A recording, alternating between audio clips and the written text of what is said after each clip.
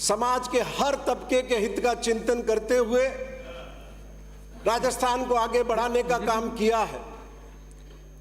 सिर्फ विकास की दृष्टि से नहीं, माननीय अध्यक्ष महोदय, जिन मूल्यों के आधार पर आजादी के आंदोलन की लड़ाई लड़ी गई और जिन सिद्धांतों के आधार पर समाज के निर्माण की कल्पना की गई, उनसे कैसे समाज को जोड़ा जाए, समाज में उनका प्रसार कैसे किया जाए। आज समाज में हिंसा का भाव बढ़ रहा है। आप देखिए किस ढंग से रूस ने यूक्रेन पर हमला किया। अभी उड़ीसा में परसों एक एएसआई ने किस ढंग से गुस्से में आकर के एक मंत्री की हत्या कर दी। हमारे यहां समाज में छोटी सी घटना हो, कोई एक्सीडेंट हो जाए, लोगों में गुस्सा इतना है कि वो वाहन फूंक देते हैं, लोगों को जला देते हैं। अस्पताल में कोई घटना हो जाए तो हिंसा का एक अलग तांडव देखने का वातावरण हमको मिलता है। इन परिस्थितियों में राजस्थान के मुख्यमंत्री अशोक गहलोत ने समाज में शांति और अहिंसा का भाव कैसे बढ़े, इस विचार को लेकर के राजस्थान में शांति और अहिंसा का एक नया विभाग बनाया और 5 विचारकों को गांधी सद्भावना पुरस्कार दिए, ये सोच करके कि गांधी जी के सिद्धांतों पर समाज को आगे बढ़ाने का काम करें। हमें भूलना नहीं चाहिए कि आजादी के बाद राष्ट्र कवि रामधारी सिंह दिनकर ने क्या लिखा। तुम तो प्राण दे चुके बापू, स्वयं उन्हें साधारण जान, कृपया कभी न करना अब फिर अपने दिए हुए का दान, उन्हें न्यास सा रखना आगे, अब उन पर अधिकार उन्हीं का, उनमें है जिनके भगवान और भाग्य जिनके है जागे। उस दिनकर की पीड़ा को समझते हुए राजस्थान के मुख्यमंत्री अशोक गहलोत ने शांति और अहिंसा का विभाग स्थापित करके राजस्थान के नौजवानों को उन विचारों से जोड़ने के लिए जगह जगह सम्मेलन किए, जगह जगह प्रशिक्षण शिविर किए। माननीय अध्यक्ष महोदय, मैं आपके माध्यम से निवेदन करना चाहूंगा, कल प्रतिपक्ष की ओर से पाली से आने वाले माननीय सदस्य ने बहुत सी बातें रखी और उस किसान सम्मान निधि का हवाला दिया, जिसका मतलब है एक किसान को दिन के 16 रुपए देना, महीने के 500 रुपए, यानी दिन के 16 रुपए। और दिन के 16 रुपए में तो माननीय अध्यक्ष महोदय एक ब्रेड का पैकेट भी नहीं आता है। और उस सम्मान निधि के पैसे की वाहवाही लूटना चाहते हैं, जबकि उनका अकुशल वित्तीय प्रबंधन पूरे देश के सामने है। माननीय अध्यक्ष महोदय, मैं आपके माध्यम से निवेदन करना चाहूंगा कि भारत सरकार का जो 22-23 का ब्याज भुगतान है, वो रेवेन्यू रिसिप्ट का 46% है, जबकि राजस्थान का ब्याज भुगतान रेवेन्यू रिसिप्ट का मात्र 13.41% है। यह अपने आप में जाहिर करता है कि क्या भारत सरकार का वित्तीय अनुशासन है और क्या राजस्थान सरकार का वित्तीय अनुशासन है। और यह सरकार किस तरह गरीब और किसान विरोधी है, नरेंद्र मोदी की सरकार, उसकी 2 बानगी मैं आपके सामने माननीय अध्यक्ष महोदय रखना चाहता हूं। महात्मा गांधी राष्ट्रीय ग्रामीण रोजगार योजना, जिसमें 2021 के अंदर 1,11,176 करोड़ रुपए खर्च किए गए थे। 22-23 के अंदर माननीय अध्यक्ष महोदय मात्र 73,000 करोड़ रुपए का प्रावधान किया गया, जो 34% से भी ज्यादा कम है। किस आधार पर गरीबों का मसीहा बताने की चेष्टा की जाती है। जो नरेगा योजना हमारे ग्रामीण अर्थव्यवस्था के अंदर ग्रोथ का एक बड़ा माध्यम बनी है, उसके अंदर भी हजारों करोड़ रुपए का प्रावधान नरेंद्र मोदी जी ने किया, कम किया। और दूसरी तरफ अशोक गहलोत साहब है, जिन्होंने मजदूरों के 100 दिन से बढ़ाकर के 125 दिन करने का फैसला किया। और ये स्वायत्त शासन मंत्री जी बैठे हुए हैं, इन्होंने उस मजदूर की पीड़ा को समझा और शहरी रोजगार गारंटी के माध्यम से 100 दिन शहर के लोगों को भी मजदूरी देने का प्रावधान किया। माननीय अध्यक्ष महोदय, इतना ही नहीं, जो राष्ट्रीय सामाजिक सहायता कार्यक्रम है भारत सरकार का, 22-23 के अंदर मात्र 9,652 करोड़ रुपए रखे गए हैं, जबकि 20-21 के अंदर 42,443 करोड़ रुपए खर्च किए गए थे। माननीय अध्यक्ष महोदय, सामाजिक सहायता के अंदर 1/4 से भी कम प्रावधान किया गया है। और इतना ही नहीं, माननीय सभापति महोदय, जो यूरिया की कल पाली से आने वाले हमारे सदस्य बात कर रहे थे, थोड़ा यूरिया सब्सिडी पर भी आप नजर डाल देते। 20-21 के अंदर जो यूरिया सब्सिडी 90,549 करोड़ रुपए प्रदान की गई, उसको 21-22 में घटा करके 75,930 करोड़ पर ले आए और 22-23 के अंदर उसको घटा करके 63,222 करोड़ रुपए पर ले आए। तो आप किस मुंह से किसानों की हिमायत और गरीबों की कल्याणकारी सरकार और पार्टी होने का दावा करते हैं? इतना ही नहीं, माननीय अध्यक्ष महोदय, मैं आपके माध्यम से निवेदन करना चाहूंगा, 2014 का प्रधानमंत्री के दावेदार के रूप में नरेंद्र मोदी जी का वो भाषण आपको याद होगा, जब कहा था, भाइयों बहनों, नरेंद्र मोदी की जब सरकार आ जाएगी तो ये किसानों का कर्जा तुम्हारा नहीं रहेगा, ये किसानों का कर्जा नरेंद्र मोदी का हो जाएगा। और इन 10 सालों के अंदर एक भी नेशनलाइज्ड बैंक ने 1 रुपए का किसानों का कर्जा माफ करने का काम नहीं किया। और जो 2014 के उनके भाषण है, उसका वीडियो भी कोई भी मेरे फेसबुक पेज पर जाकर देख सकता है। तो 10 साल में हिंदुस्तान के किसानों को सिवाय धोखा देने के कोई काम नहीं किया और अरबों रुपए इनके मित्र जो विदेशों में भाग गए, मालिया, मोदी, वो लेकर के निकल गए। और एनपीए, लाखों करोड़ रुपया एनपीए इन पूंजीपतियों का इन्होंने माफ किया, लेकिन किसान के बेटे का 1 रुपए का कर्जा नरेंद्र मोदी की सरकार ने माफ नहीं किया। और कटघरे में अशोक गहलोत की सरकार को खड़ा करते हैं, लेकिन ये भूलना नहीं चाहिए कि अशोक गहलोत की सरकार ने शासन में आने के बाद 20,77,000 किसानों का मध्यकालीन ऋण 7,855 करोड़ रुपए का माफ किया।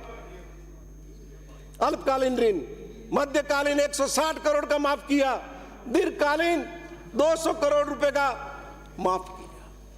और ये तो सारे आंकड़े राजस्थान की जनता के बीच में है। माननीय अध्यक्ष महोदय, भूमि विकास बैंकों में भी 58,000 किसानों का रहन भूमि मुक्ति प्रमाण पत्र माननीय अध्यक्ष महोदय जारी किया गया।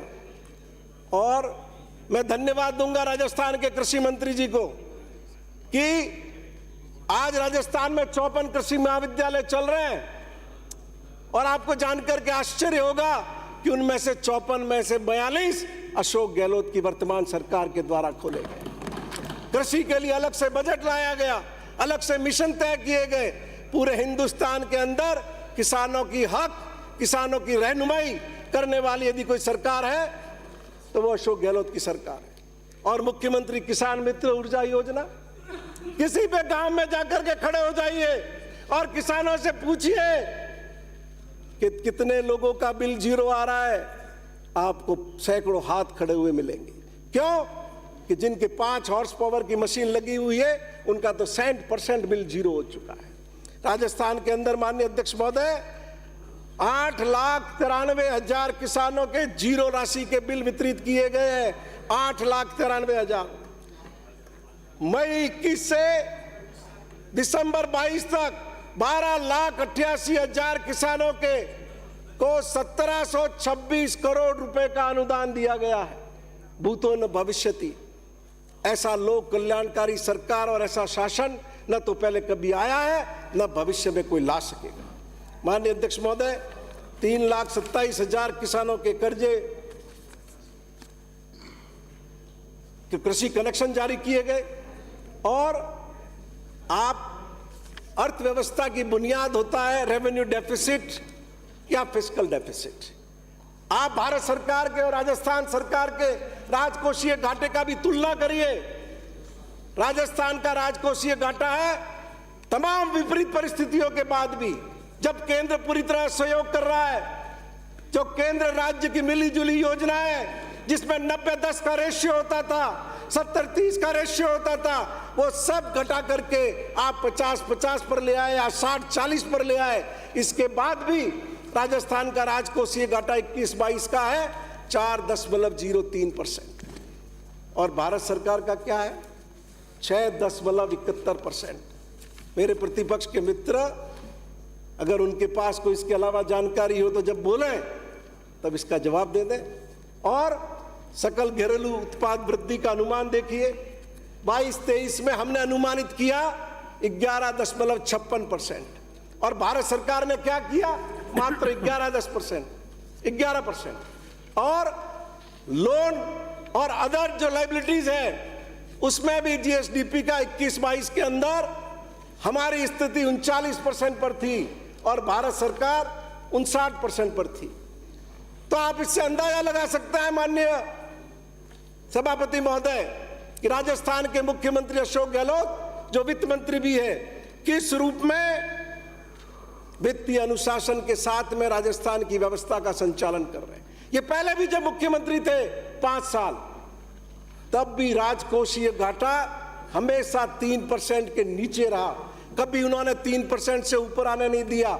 और जैसे ही ये वसुंधरा की सरकार आई 14 से 18 तक पूरा वित्तीय अनुशासन गड़बड़ा गया और राजकोषीय घाटा छलांग मारकर 3 से ऊपर चला गया। माननीय सभापति महोदय, मैं आपके माध्यम से निवेदन करूंगा, हमने कॉलेज तो बहुत से खोल दिए और पढ़ाई की भी व्यवस्था हमने बहुत व्यापक रूप से की। गांवों में बैठा हुआ किसान अपने बच्चों को पढ़ाना चाहता है, वो कॉलेज में पढ़ाता भी है।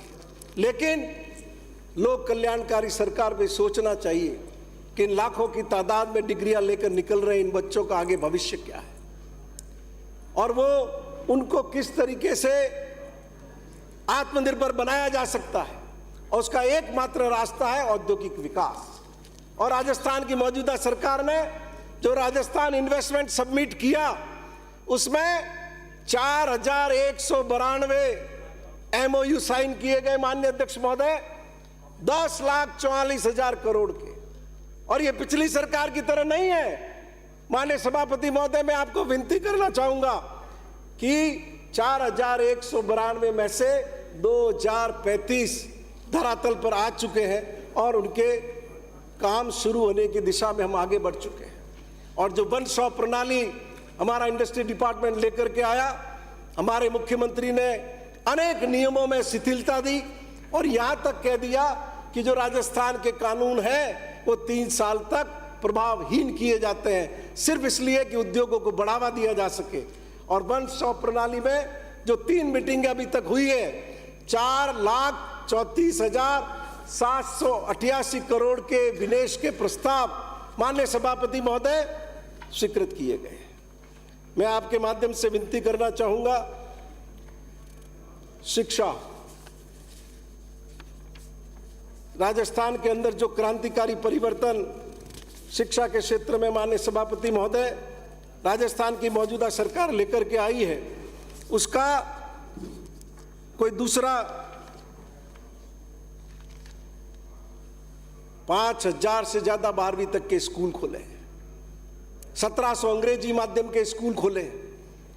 पहले वो स्थिति थी कि सरकारी स्कूल को हे दृष्टि से देखा जा सकता था, और आज गरीब आदमी जो अपने बच्चे को अंग्रेजी माध्यम की पढ़ाई देना चाहता है, पैसे नहीं है पर पढ़ाना चाहता है, वो भी चाहता है कि उसके बच्चे अधिकारी बने, आज उन स्कूलों में एडमिशन के लिए लाइन लग रही है। तो माध्यमिक शिक्षा और प्रारंभिक शिक्षा का पूरा ढांचा बदलने का काम इस सरकार ने किया। और चिकित्सा के क्षेत्र के अंदर जो क्रांतिकारी काम हुआ है, देश में इसका दूसरा उदाहरण नहीं है। माननीय सभापति महोदय, मुझे याद आता है 2008 में अखिल भारतीय कांग्रेस कमेटी का दिल्ली में अधिवेशन था, प्रधानमंत्री मनमोहन सिंह जी भी बैठे हुए थे। उस वक्त राजस्थान की ओर से मुझे बात कहने का मौका दिया गया। मैं बेलांगरी, मेरे क्षेत्र का एक गांव है जहां कैंसर से एक पीड़ित व्यक्ति की मौत पर शोक व्यक्त करने गया था। वहां जाने पर मालूम पड़ा कि उसने 12 लाख रुपए कर्जा लिया, फिर भी उसको बचा नहीं पाया। उसका प्रभाव दिमाग पर ऐसा था कि उस एआईसीसी के अधिवेशन में मैंने प्रधानमंत्री जी से विनती की कि आप कैंसर और हार्ट जैसी जो बीमारियां हैं इनका सरकार के खर्चे पर इलाज करवाइए, मुफ्त करवाइए। तब तो माननीय सभापति महोदय वो हो नहीं सका, पर आज राजस्थान के यशस्वी मुख्यमंत्री की बदौलत, चिरंजीवी योजना की बदौलत 15 साल पुराना हमारा सपना पूरा हो सका कि हम सरकार के खर्चे पर हार्ट, कैंसर, लीवर, किडनी उनका मुफ्त इलाज उपलब्ध करवा पा रहे हैं।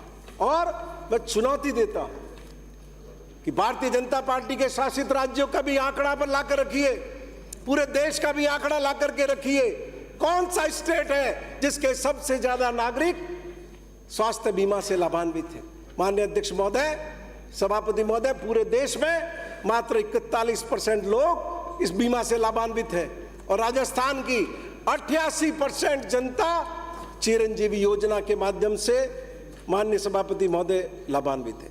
और जब से ये योजना अनाउंस हुई है, बातें आप कुछ भी करिए, गांव में जाकर जब पूछेंगे तो आपको मालूम पड़ेगा कि लोग किस तरह से इस सरकार को दुआएं दे रहे हैं, अशोक गहलोत को दुआएं दे रहे हैं। 31,58,000 लोग चिरंजीवी योजना के माध्यम से जिन्होंने प्रत्यक्ष लाभ प्राप्त किया है और 3,625 करोड़ रुपया चिरंजीवी योजना के माध्यम से अशोक गहलोत साहब ने खर्च किया है। माननीय सभापति महोदय, मैं आज तत्कालीन केंद्रीय स्वास्थ्य मंत्री गुलाम नबी आजाद को भी याद करना चाहूंगा, जिन्होंने चिकित्सा के क्षेत्र में महत्वपूर्ण बदलाव किए थे और ये मेडिकल की सीटें बढ़ाना, मेडिकल कॉलेज के नए खोलने का नया स्वरूप लेकर के आना, ये उनकी देन था। पाली और बाड़मेर में मेडिकल कॉलेज खुले, वो उसी योजना तक खुले थे और उसके बाद अब उसी योजना के तहत मौजूदा सरकार, भारत सरकार और राजस्थान सरकार भी मिलकर के नए मेडिकल कॉलेज खुल रही है। आज राजस्थान के 30 जिलों के अंदर सरकारी मेडिकल कॉलेज की माननीय सभापति महोदय सुविधा है। इन 4 सालों में एमबीबीएस की सीटें जो 2018 में 1950 थी, आज 3330 है, सिर्फ 4 साल में। आप अंदाजा लगाइए, खाली इस साल में 400 सीटें बढ़ी है। और क्यों बढ़ी है? सिरोही समेत 4 मेडिकल कॉलेज, हमारे चिकित्सा मंत्री जी बैठे हैं, उन्होंने 4 मेडिकल कॉलेज नए शुरू किए। आप आंकड़ों में जाकर के देखेंगे सभापति महोदय, तो आपको लगेगा कि चिकित्सा के क्षेत्र के अंदर किस तरीके से कायाकल्प हुआ है। आज आप आंकड़े मंगवा करके देखिए, जनवरी के अंदर सरकारी हॉस्पिटल में जो डिलीवरी होती थी 22 के अंदर, दिसंबर का आप आंकड़ा मंगवाइए, आपको फर्क मालूम पड़ जाएगा कि दुगनी डिलीवरी सरकारी हॉस्पिटलों के अंदर होने लग गई। और वो क्यों? कि हमारे चिकित्सा मंत्री जी ने तय किया कि जो आकांक्षी जिले हैं, जो पिछड़े जिले हैं, जहाँ चिकित्सकों का अभाव रहता है, उन जिलों से मैं कार्मिकों को नहीं हटाऊंगा। तो उन कार्मिकों की रहने की वजह से उन आकांक्षी जिलों के अंदर इतना उठाव आया है। माननीय सभापति महोदय, चाइल्ड आईसीयू 2020 में 665 थे और आज 2022 में 2110 आईसीयू है, चाइल्ड आईसीयू। कोई यकीन नहीं कर सकता कि इस कदर विकास हुआ है। माननीय सभापति महोदय, मैं आपके माध्यम से शिक्षा मंत्री जी को भी विनती करना चाहूंगा कि ऐसा ही है कि पेपर लीक में आपने अनुचित साधनों के प्रयोग को लेकर के कानून सख्त लाए हैं। 10 साल की सजा का प्रावधान है, 10 करोड़ रुपए का जुर्माने का प्रावधान है। लेकिन मैं आपसे विनती करूंगा, हत्या के मामले में फांसी की सजा का प्रावधान, उसके बाद भी हत्या रुकती नहीं है। कानून के जरिए इन अपराधों पर अंकुश नहीं लगाया जा सकता। आप 10वीं के एग्जाम की डिग्री देते हो, आप 12वीं की डिग्री देते हो, आप ग्रेजुएशन की डिग्री देते हो, क्या उनका कोई महत्व नहीं है? वो सारी डिग्रियां प्राप्त करने के बाद भी हमारे बच्चे को कोचिंग में जाना पड़ता है, तो आपकी इन डिग्रियों का क्या महत्व है? आप क्यों नहीं इन सरकारी नौकरियों में, इन भर्तियों के अंदर उन डिग्रियों के आधार पर जो आपके बोर्ड के द्वारा दी गई है, कोई ऐसा साइंटिफिक आप मैकेनिज्म लेकर के आते जिससे हमारे बच्चों के आंसू पोंछने का काम हमारी सरकार कर सके। और माननीय सभापति महोदय, खेल वास्तव में जादूगर का काम हुआ है। पूरे राजस्थान के गांव गांव के अंदर ग्रामीण ओलंपिक के माध्यम से क्या बच्चा, क्या बूढ़ा, क्या बहन, क्या मां, क्या दादी, सबको खेल के मैदान में उतार दिया। राजस्थान की हिस्ट्री में ऐसा हमने आज तक नहीं देखा। और हम पढ़ते ही रहते थे, हरियाणा का खिलाड़ी सरकारी नौकरी में जा रहा है, पंजाब का खिलाड़ी सरकारी नौकरी में जा रहा है, हमारे बच्चे टुकुर टुकुर देखते रहते थे। मैं धन्यवाद दूंगा राजस्थान के मुख्यमंत्री अशोक गहलोत और खेल मंत्री अशोक चांदना को, जो खुद भी एक स्टार प्लेयर है पोलो के। उन्होंने नियमों में बदलाव किया। पहले उसी खिलाड़ी को सरकारी नौकरी मिलती थी जिसके टी शर्ट के पीछे इंडिया लिखा हुआ होता था। अब जिस खिलाड़ी की टी शर्ट के पीछे राजस्थान लिखा हुआ है उसको भी सरकारी नौकरी मिलती है। और माननीय सभापति महोदय, इन 4 सालों में 400 खिलाड़ियों को सरकारी नौकरियां इस सरकार ने दी है। और मेजर ध्यानचंद स्टेडियम हर ब्लॉक में बना रहे हैं। इंटरनेशनल स्टेडियम क्रिकेट का जयपुर में बन रहा है। जोधपुर में इंटरनेशनल मैच शुरू हो गए, स्टेडियम का लोकार्पण हो गया। उदयपुर में नया क्रिकेट का स्टेडियम बन रहा है। तो खेलों के लिहाज से माननीय सभापति महोदय, ये स्वर्णिम काल है। मैं आपके माध्यम से निवेदन करूंगा कि एक तो सबसे कठिन बात जो मैं कहना चाह रहा हूं वो है बजरी की। खान मंत्री जी भी आज प्रकट हुए हैं। बजरी प्रति टन 480 रुपए से लेकर के 650 रुपए बजरी के वसूल किए जा रहे हैं। राजस्थान में आप ये हालात क्यों बनने दे रहे हैं? क्या इसलिए कि वो ठेकेदार दोनों ही राजनीतिक पार्टियों के नजदीक है? महाराष्ट्र के अंदर 55 रुपए टन है, 55 रुपए टन बजरी। और गुजरात के अंदर 150 रुपए टन है। तो राजस्थान में क्या बजरी की फसल खराब हो गई, या बजरी पे पाला बढ़ गया, या बजरी पे बर्फ गिर गई कि जिससे बजरी की कमी हो गई? माननीय सभापति महोदय, क्या हाल कर रखे। बिना नंबर की गाड़ियों में बैठे हुए गुंडे, और वो गुंडे ट्रैक्टर के चालक के साथ मारपीट। और जब वो बजरी छान करके देनी पड़ती है, अगर इनका रवंडा लेकर के भी, ट्रैक्टर लेकर के भी वो बजरी लेकर के जा रहा है, वो छान के दे रहा है, तो वहां भी हमला। और पुलिस संयम लोढ़ा के फोन से तो आए या नहीं आए, उस बजरी माफिया के कहने से सबसे पहले आएंगे। इसलिए मैं आपको चेता रहा हूं कल्ला साहब, आज अगर आपने ये प्रति टन बजरी के दाम नहीं घटाए, बहुत बड़ा नुकसान राजस्थान में कांग्रेस पार्टी को उठाना पड़ेगा। मैं ये चेतावनी दे रहा हूं। आप देखिए, जितने सरकारी काम है, ठेकेदारों ने काम करने बंद कर दिए। ठेकेदार हड़ताल पर है। कलेक्टर के पास जाके बीएसआर की रेट बढ़ाने की मांग कर रहे हैं। कलेक्टर यहां चिट्ठी भेज रहा है, यहां से कोई जवाब नहीं आ रहा है। सब काम ग्रामीण क्षेत्र में ठप है। सरकारी काम के लिए भी यदि वो बजरी लेकर के कोई जाए, लेकर के नहीं जा सकता। इसलिए हाथ जोड़ करके आपको विनती है, आपने जिस रेट के आधार पर प्रधानमंत्री आवास स्वीकृत किए, बजरी नहीं है। कैसे प्रधानमंत्री आवास बनाएगा, कैसे आंगनवाड़ी केंद्र बनाएगा? और 2000 रुपए टन जब आपके लाइसेंस ये नहीं आए, तब वही ट्रैक्टर जो 700 रुपए में बजरी डालता था, वो अब 2500 रुपए ले रहा है। 2500 रुपए एक ट्रैक्टर के। इसलिए आपके माध्यम से मैं ये विनती करना चाहता हूं कि ये जो 2012 से जो दंगल चल रहा है, पहले तो कलेक्टर को आपने एम्पावर्ड किया था कि वो बजरी की रेट तय कर सकता था, लेकिन अब बजरी को क्रशर की तरह खुले बाजार में छोड़ दिया है। इसलिए आप इसको गंभीरता से लें। और बाकी इस मौके पर आपने मुझे बोलने का अवसर दिया, सभापति महोदय, मैं आपका बहुत बहुत आभार प्रकट करता हूं।